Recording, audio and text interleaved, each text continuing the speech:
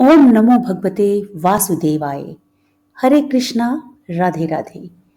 कार्तिक मास महात्म्य की कथा का 24वां अध्याय आज हम श्रवण करेंगे। आइए पवित्र कथा का आरंभ करें। तो बोलिए श्री बांके बिहारी लाल की जय। राजा पृथु आगे बोले, हे मुनिश्रेष्ठ, आपने तुलसी के इतिहास, व्रत, महात्म्य के विषय में कहा। अब आप कृपा करके मुझे यह बतलाइए कि कार्तिक मास में क्या और भी देवताओं का पूजन होता है? यह भी विस्तार पूर्वक बतलाइए। नारद जी बोले, पूर्व काल की बात है। सहे पर्वत पर करवीकर में धर्मदत्त नामक विख्यात कोई ब्रह्मज्ञ ब्राह्मण रहते थे। एक दिन कार्तिक मास में भगवान विष्णु के समीप जागरण करने के लिए वे भगवान के मंदिर की ओर चले। उस समय एक प्रहर रात बाकी थी। भगवान के पूजन की सामग्री साथ लिए जाते हुए ब्राह्मण ने मार्ग में देखा कि एक भयंकर राक्षसी आ रही है। उसका शरीर नग्न और मांस रहित था। उसके बड़े बड़े दांत, लपकती हुई जीभ और लाल नेत्र देखकर ब्राह्मण भय से थर्रा उठे। उनका सारा शरीर कांपने लगा।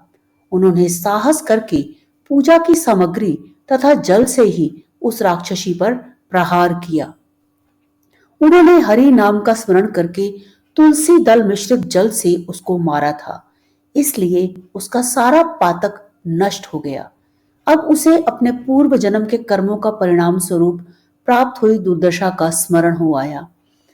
उसने ब्राह्मण को दंडवत प्रणाम करके इस प्रकार कहा, हे ब्राह्मण, मैं पूर्व जन्म के कर्मों के फल से इस दशा में पहुंची हूं।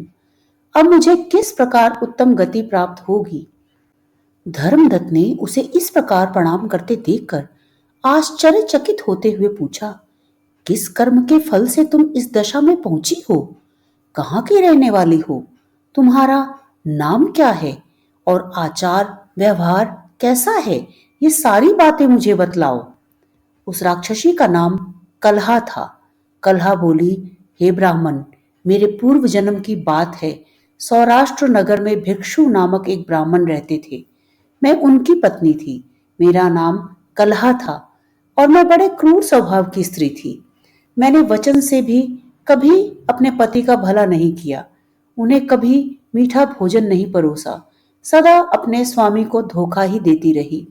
मुझे कलहा विशेष प्रिय था, इसलिए मेरे पति का मन मुझसे सदा उद्विग्न रहता था।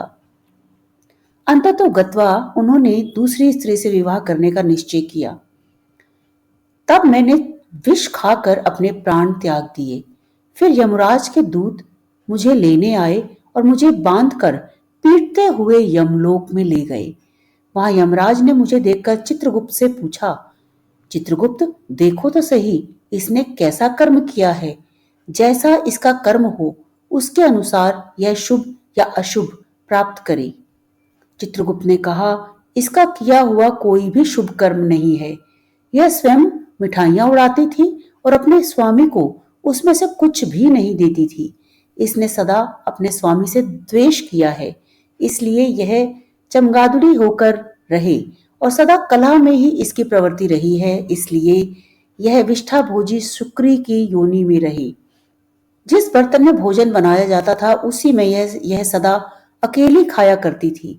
अतः उसके दोष से यह अपनी संतान का ही भारण करने वाली बिल्ली हो। इसने अपने पति को निमित्त बनाकर आत्मघात किया है, इसलिए यह अत्यंत निंदनीय स्त्री प्रेत के शरीर में भी कुछ काल तक अकेली ही रही। इसे यमदूतों द्वारा निर्जल प्रदेश में भेज देना चाहिए। वहां दीर्घ काल तक यह प्रेत के शरीर में निवास करे। उसके बाद यह पापनी शेष 3 योनियों का भी उपभोग करेगी। कलह ने कहा, विप्रवर, मैं वही पापिनी कलह हूं।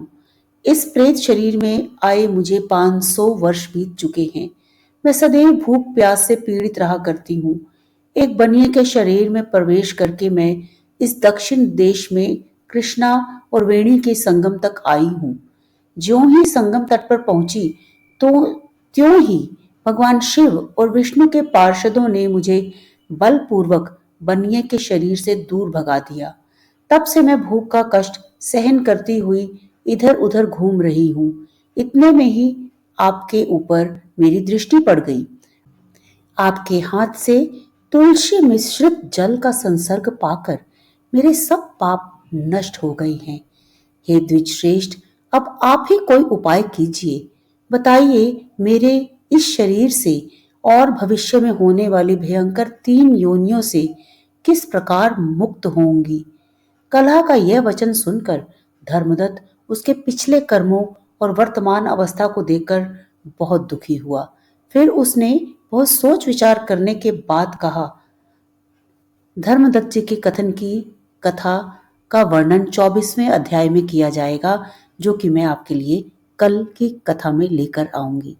तो बोलिए श्री लक्ष्मी नारायण भगवान की जय, श्री बांके बिहारी लाल की जय।